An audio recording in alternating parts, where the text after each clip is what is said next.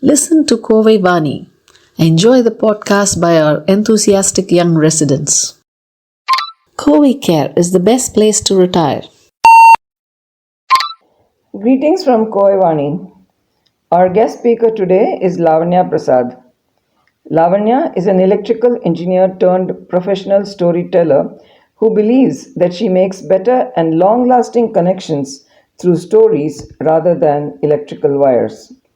Her organization, Tailscope, has stepped into its ninth year and works with children and adults using stories as a medium.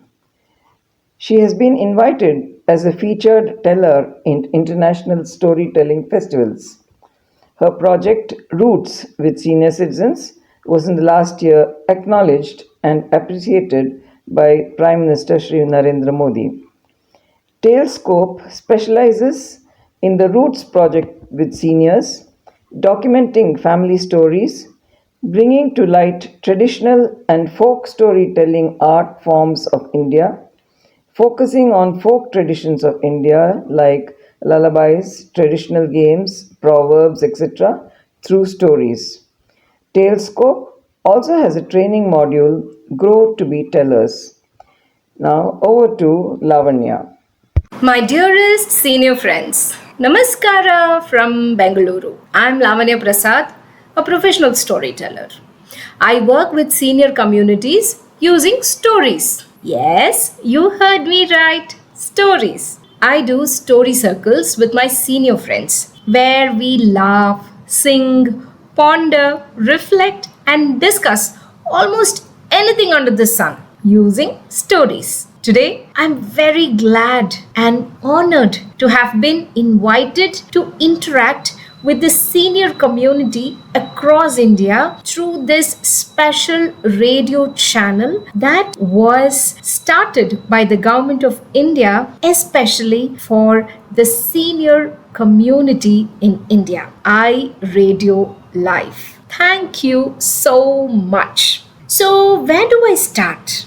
And what do I talk with you all? As I'm wondering, I recall a conversation that I had with my mom a few days ago. My mom is 63 now, and very recently she lost her husband, my father, to COVID. Since then, life has been very difficult for her. She tries to put up a strong face in front of us, her children, and other relatives.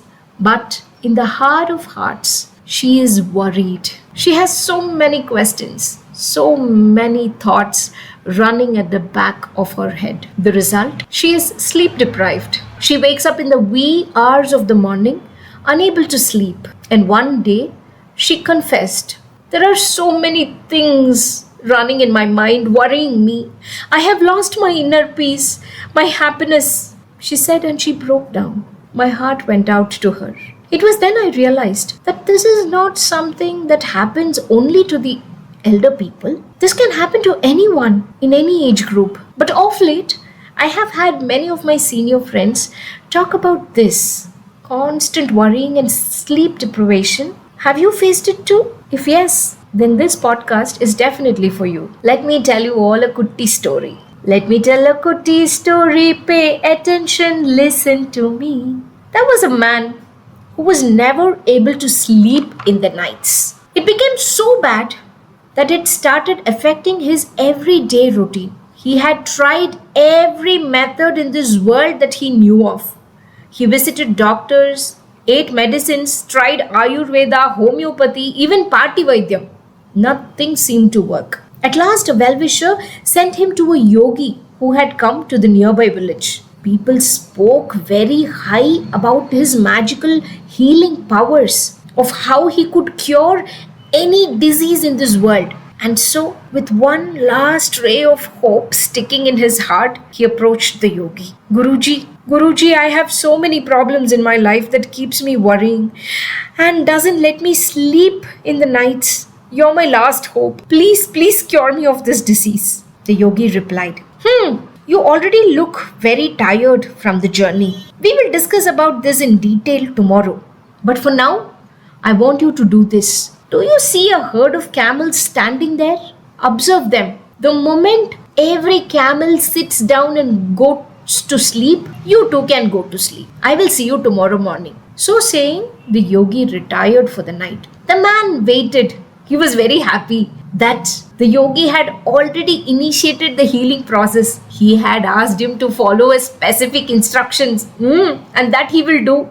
But the next morning, much to the surprise of others, the man seemed highly irritable and angry. Forgive me, Guruji. I came here with lots of hope, but you have only made it worse. Earlier, at least, I used to sleep for a few hours in the night. But yesterday, trying to follow your instruction, I did not sleep even a wink. The camels started to sit down one by one, and it was going to sleep.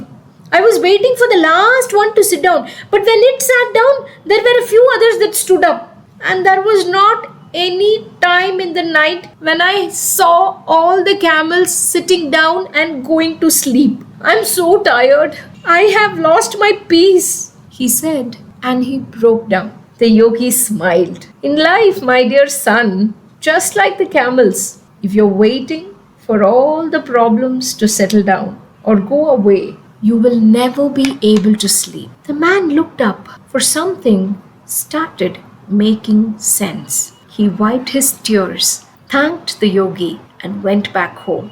My dear friends, haven't we all waited for all the camels to sit down so that we could go to sleep?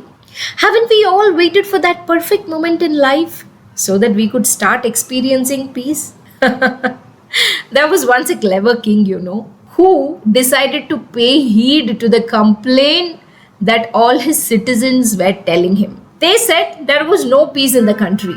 There was only chaos. There was only fights. There was only trouble. And it has just deprived them of the peace. And so the king decided to announce a contest. He said, an artist who could paint me a perfect picture depicting peace will get a very grand prize.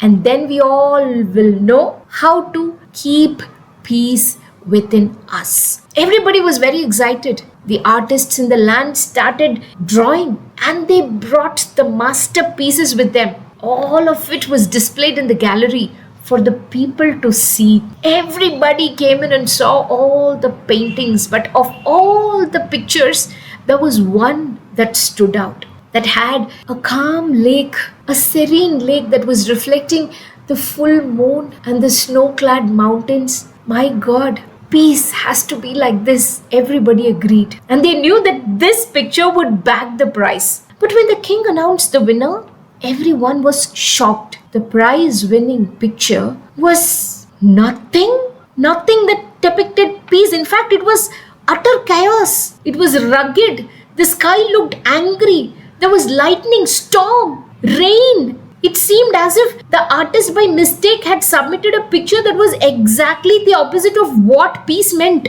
But only upon keen observation, one would be able to see that in that picture that was rugged, angry, was also a tiny bush that was growing in the cracks in the rock. And in the bush was sitting a mother bird who had built her nest amidst the storm and the lightning. The mother bird, sitting calm despite her chaotic surroundings, indeed was the best representation of peace.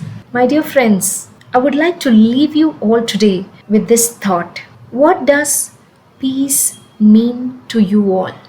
Does it mean that calm and serene picture, or does it mean calm despite the storm? I hope you enjoyed listening to this episode. If the stories that I shared with you all created a spark, a tiny spark in your mind, then I'm really thankful and